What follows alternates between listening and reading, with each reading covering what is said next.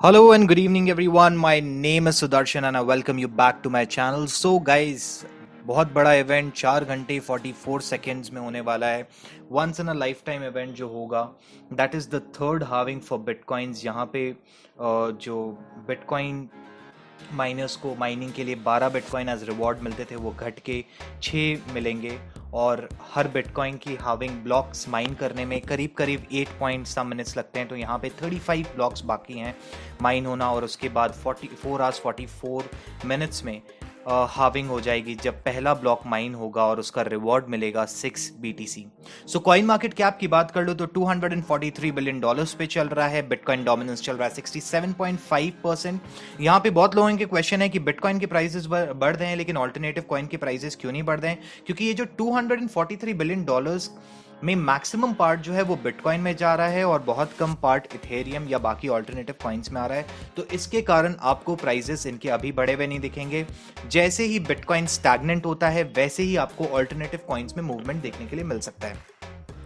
सो आज मैं एक पैटर्न के बारे में बात करना चाह रहा हूं कि मूविंग एवरेज 55 और मूविंग एवरेज 200 का क्या इंपॉर्टेंस हो सकता है अगर इनका इंटरसेक्शन होता है, जो ज्यादा नहीं बट करीब करीब if I am correct 20 to 25 dollars का डिफरेंस है. अभी हम देख सकते हैं कि किस तरीके से इन्होंने सपोर्ट लिया था 200 का. लास्ट जो कैंडल आई थी, या डेली का चार्ट है तो येस्टरडे की जो कैंडल थी उसने लिया था 200 का सपोर्ट और ऊपर की तरफ गई. एग्जैक्टली नहीं बट ऑलमोस्ट 200 का सपोर्ट था एंड मार्केट ऊपर की तरफ गया.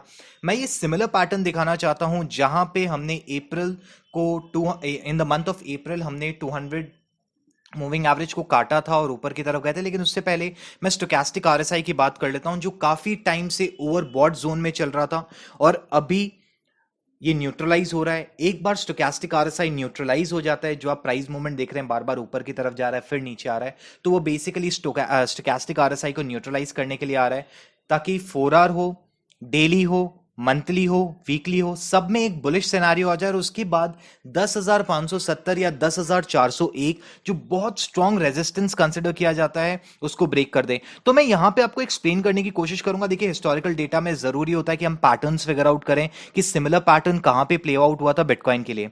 तो मैं यहां पे जो मार्क कर रहा हूं, जब मार्केट ने 200 moving average, daily moving average को क्रॉस किया था, वैसा ही एक सिमिलर पैटर्न हमें करीब करीब कुछ महीने पहले देखने के लिए मिला था. और उस समय मैंने ये भी कहा था कि अगर हमें मूविंग एवरेज 20 क्रॉस करता है, जब क्रॉस करेगा उसके 9 से 10 दिन के बाद एक टेस्ट हो सकता है ऑफ मूविंग एवरेज 200.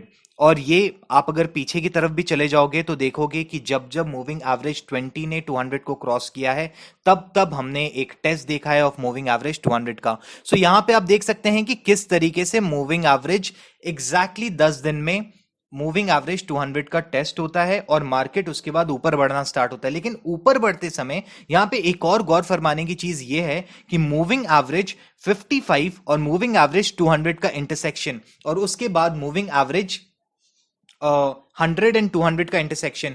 तो ये जो मूविंग एवरेज का इंटरसेक्शन होता है ऊपर की तरफ, ये बहुत ज्यादा सिग्निफाई करता है कि मार्केट का डोमिनेंस किस तरफ है या मार्केट किस डायरेक्शन में मूव करने वाला है.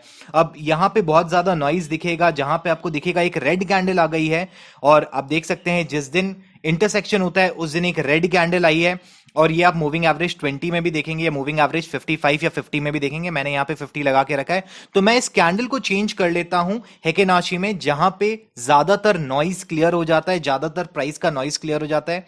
सो ये शायद बहुत आगे आ गया, मैं इसको थोड़ा सा पीछे लेके जाता हूं और exactly on the 14th of Jan लेके जाता हूं जहां से वो इंटरसेक्शन स्टार्ट हुआ था.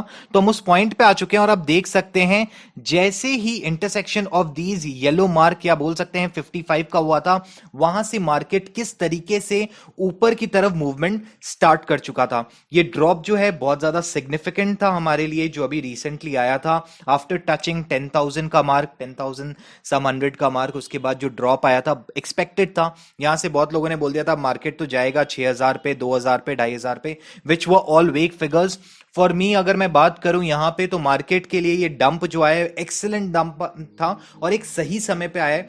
अब मैं बिलीव कर रहा हूं कि ये जो 10,401 या 10,570 का मार्क है वो बहुत इजीली टूट जाएगा। करंट रेजिस्टेंस जो होने वाला है that is going to be $9,155। So keep an eye on that and I am expecting the prices not to move, but they are going to fluctuate between this zone of approximately maybe 8,500 to 9,000 till tomorrow। बहुत बड़ा CME gap form होके रखा है approximately 1200 से $1,500 का, उसको दिमाग में दीजिएगा। And if you like this video, do give it a thumbs up। I'll see you tomorrow once again।